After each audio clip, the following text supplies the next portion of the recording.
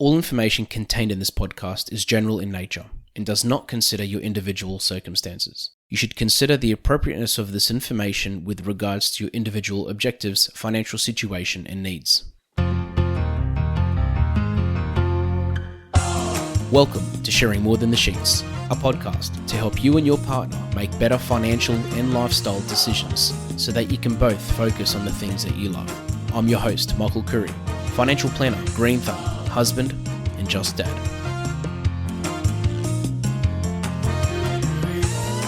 All right, so we have hit 5 years of sharing more than the sheets. And I've been thinking about today for a good year or so. I thought, okay, it's been 5 years of running this podcast, doing weekly episodes, and I need a special guest. And I've reached out to all my contacts and I'm like, guys, who do we have? We need someone really special. I've had an Olympian on the show. I've had an AFL player. I've had a world champion boxer. I've had the president of the National Beekeeping Association. Like, we need something to top all of that. And I thought, you know what? The perfect guest to have with me is my wife. So, ladies and gentlemen, for the first time, I want to welcome my wife to the podcast as a special guest. Elean, thanks for joining. Hi. Wow, what a welcome. What a welcome. So special. So this is, so we have one microphone because I don't usually record in person with people. So we're going to both be sharing this mic and we'll see how it goes. I didn't know what to ask. So I've asked ChatGPT to come up with a couple of things. And I thought this would be a great episode to do because I get a lot of people asking me about the family. Like, I've got a lot of my clients, a lot of listeners know I've got kids and they know I've got a wife and I talk about them, but they ask, okay, what do they like? What do they do? So I thought, you know what? There's nothing better than actually getting you can call it the power or the support that I have with me on the show. You know, they say behind every great man, not that I consider myself a great man, but behind every great man, there's a great woman. And I thought, let's do it. So just to recap as well, for those that have only been probably not following this journey for the last 5 years, this podcast started off originally as a book. And within a few chapters of writing this book, I decided to turn it into a podcast because I worked out I'm a better talker than I am a writer. And initially it was about getting clients, it was about growing, and it was about, growing the business. And within a few months, it was no longer about that. And it was more about just spreading good advice, spreading helping those, spreading love, and just doing more to help other people. And it became more of a passion project. And even till today, I probably don't need to keep doing the podcast, but I do it because I love it, because I really enjoy it. So, and again, I can tell you with anything that I've done, my wife has been my biggest support. And I thought, here we go. I've got these questions. I'm going to touch on a few couple stuff, which I think anyone can learn from. And let's do it. So the first question is, how did we first meet? Do you want to sort of, maybe you can do this one, maybe explain to people how we first met. Oh dear, I won't get too into it, but basically we met on Facebook. I kind of feel embarrassed to say that now, hey, but we met on Facebook and then it just started from a comment that you did on a photo, and the rest is history. I'm from Adelaide, you're from Brisbane, you came down to see me, and yeah. And we did long distance for 1 year, 2 years. 2 years, yeah. Which felt like 20 years, but we did long distance. It wasn't easy, but there you go. And now she's in Brisbane. So the second question is, what was your first impression of me? I thought you were, I don't know, over the phone, it's always hard to judge someone. But when we did meet face to face, I just knew you were the one. Your kindness, I think just your heart. You were so sweet over the phone, but then when we actually met, yeah, it continued. Okay, here's a good one. How has our relationship changed and evolved over the years since we got married? I think because we did get married so young, we kind of, I don't know, I feel like I grew with you. Like, we both grew up together because we were both young. We're only a year apart. Yeah, I think we just grew up together. And I think that's really special, actually. I love that. And two more. and then I'll get into some other couple stuff. But what is it? What is something that I do that unintentionally frustrates you? Something. Just mention one of the 100 things. This is a hard one. I think for me, I'm a bit of a clean freak. I know you have your things as well, but there's just like those little things, like just putting something back, which was like less than a meter away. Like you could have just put it back. That's it. Could have been worse. And the other thing I really thought I'd do is share some of our own experience as a couple when it comes to money. So I talk regularly about money. This show is for couples, and yes, I'm an advisor, I'm a financial advisor, I'm an expert, but I'm not perfect. And everybody makes mistakes, and we are human, and we all have room for improvement. But at the same time, when I do talk about my experience helping couples, it does help a lot because I'm looking at things from an outsider's point of view, and I've seen what works and I've seen what doesn't work. And something that I see very regularly is a lot of couples will decide they want to start managing their money better. They want to do better, but they just don't know where to begin. And sometimes it could be because they have a different relationship with money. And I've talked about this before, where to one person, money can equal security, where they're the saver, they save money. And one person, money can equal freedom, and they're the ones that spend money. I always say that neither one is right or wrong. They're both shaped by our life experiences growing up, and neither is right or wrong, but it's really important to understand the other person and their strengths and their weaknesses. And it's definitely not a gender thing. So sometimes the male could be one, female could be other, but it could be sometimes the other way around. So it's definitely not gender related.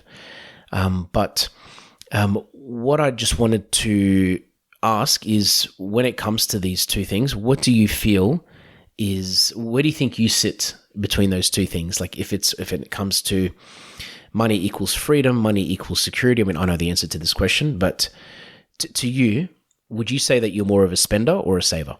I definitely am a spender, but I feel, working together as a team has really helped. Like you reassure me on things, and I know you're a bit of a spender as well, and, maybe I reassure you on things as well.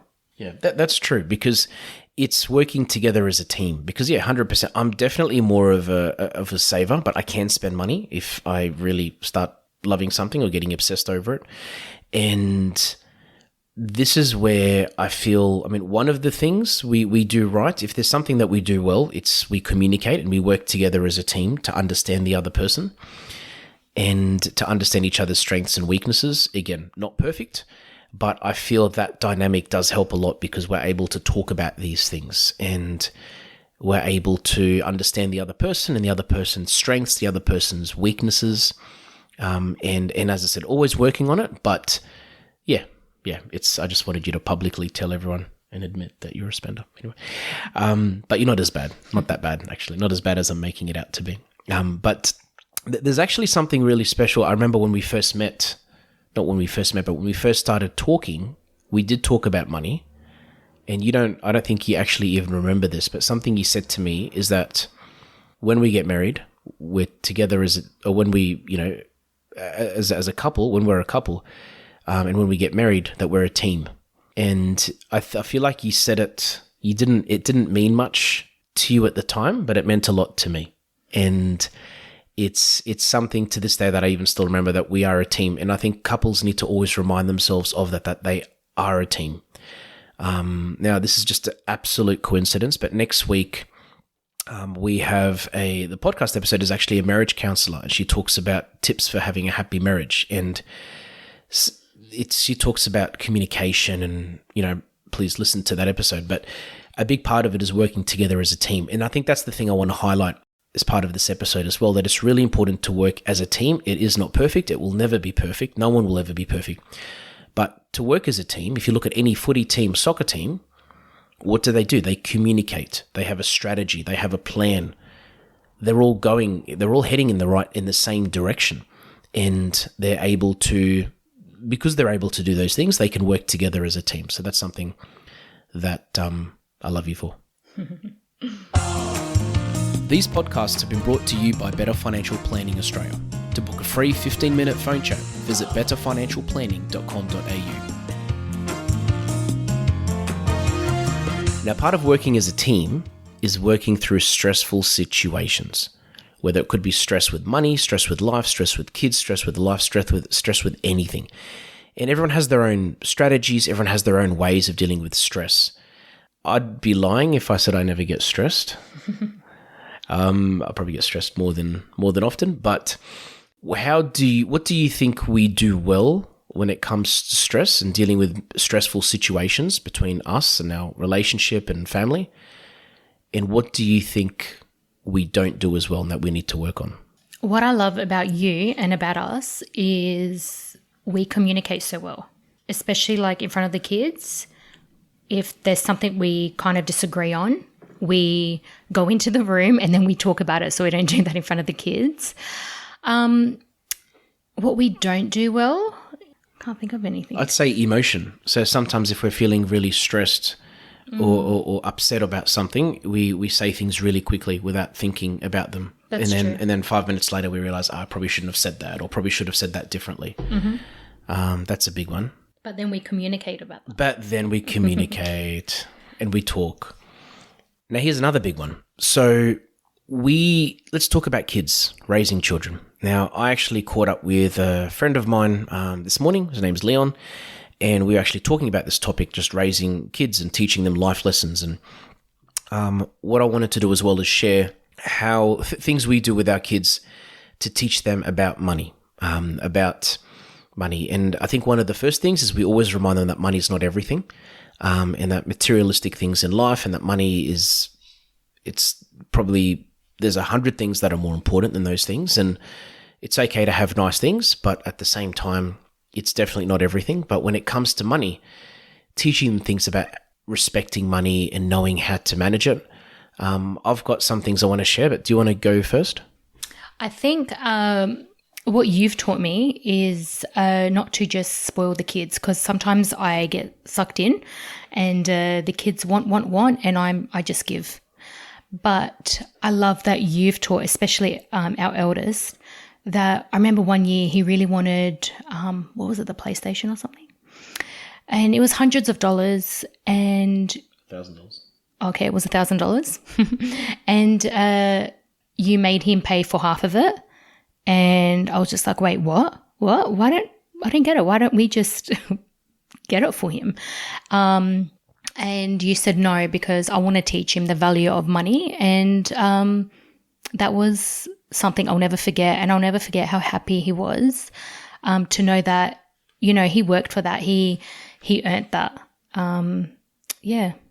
Yeah, that's true. It was $700, I think, or $750. But yes, he saved up for half, and we wanted him to feel like it was important. Something else I can think of is when we pay for things, these days everything is digital. Everything's tap, tap, tap, tap, tap. And unless kids see cash or they know what you're tapping your phone for, I feel that they'll never actually appreciate money, and they'll never appreciate what a dollar actually means. One thing I actually did is my son once wanted to buy something when he was younger, and he, I think it was like $20 or $30, and he goes, I really want this. I think it was Pokemon cards or soccer cards or something, and I was like, yeah, I really want this. And I was like, but you've got heaps, you don't even play with them. He's like, yeah, but these are good. I'm like, yeah, but you're just going to throw them out. It's just a waste of money. He's like, no, I really want them. I said, okay. For some reason I had cash in the car. I never have cash in the car, but I had $30. I gave it to him. I said, here's $30. You go buy the cards or keep the money. It's up to you. And he looked at it and he said, no, I'll just keep the money. So I feel like that point made him realize that money is money, and it's not just coming out of nowhere. And I think when all of us, including us as adults, once we appreciate these things more, life changes, our decisions change, and we respect what we have, and we appreciate what we have a lot more. But also, we do love to spoil our kids with adventures. and taking them places and making memories in that way. It's not so much the things they have, it's the memories they make, like traveling or just going to the beach, just simple things as well. I think that's something we really wanted to do. Even before we had kids, we just wanted to make sure that when we were going to become parents, we were like, no, we're going to make sure that we spoil them with making memories. Yes, even if those memories mean driving to the Gold Coast with arguments because somebody breathed on someone too loudly. But yeah, I agree. Making memories, things that money can't buy.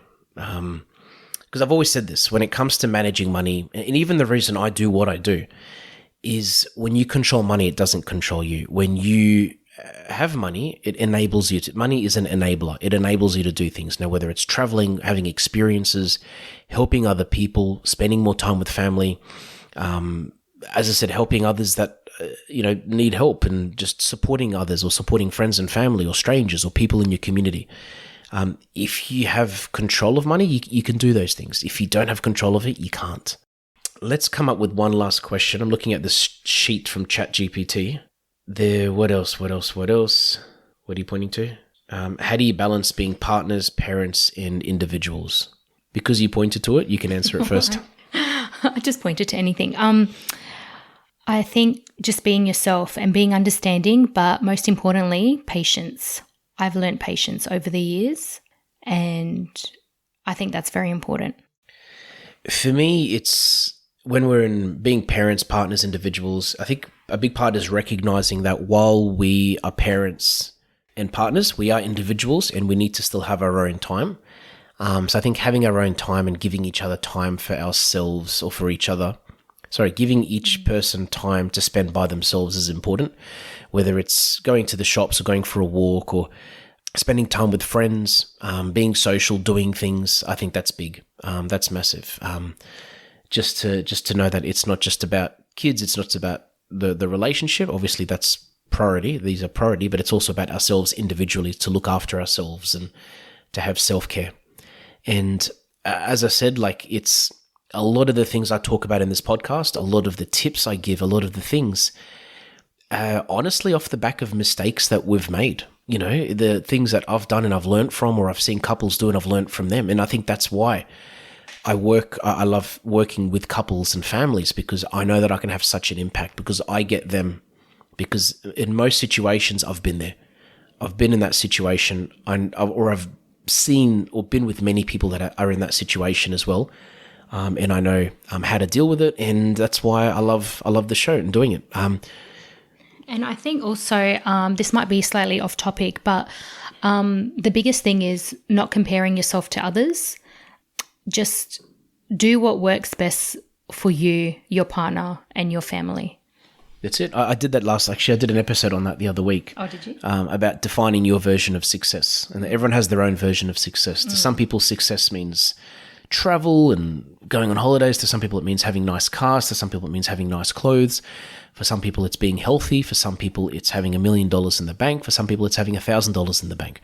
For some people, it's working 3 days a week. For some people, it's not having to work. So everyone has their own version of success, and it's important to not compare it to other people, to chase your own version, not someone else's. Because if you keep chasing other people's version of success, you will probably never be satisfied. And you'll always be looking at others, and you'll always be wanting to do better and better and better, more than anything. So lastly, I like to finish all my episodes off with a dad joke.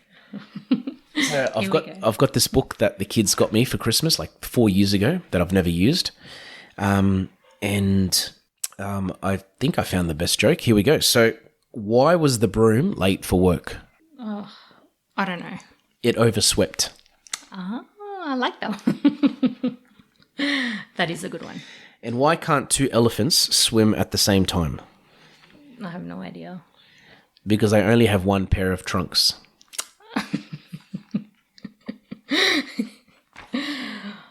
I love your dad jokes. Love it. I love all your jokes. I have to laugh because I'm your wife, right? Literally. I hope you all enjoyed this. I hope you got something out of it. Again, 5 years. I wanted to interview someone really special, and it's I don't think I could have chosen a better person. I love you. Thank you for everything. Thank you for putting up with me. Oh, I love you. And I hope you guys got something out of it. And please send through feedback. Listen to next week's episode. It's a really good one. And I hope that you share this maybe with somebody that can learn something from it, so that you can continue to make better decisions with your money, so that you can do better, be better, and feel better. Thanks for joining us on Sharing More Than the Sheets. Please make sure you subscribe to be updated with future episode releases, and feel free to share this episode with any friends or family that you think it might benefit.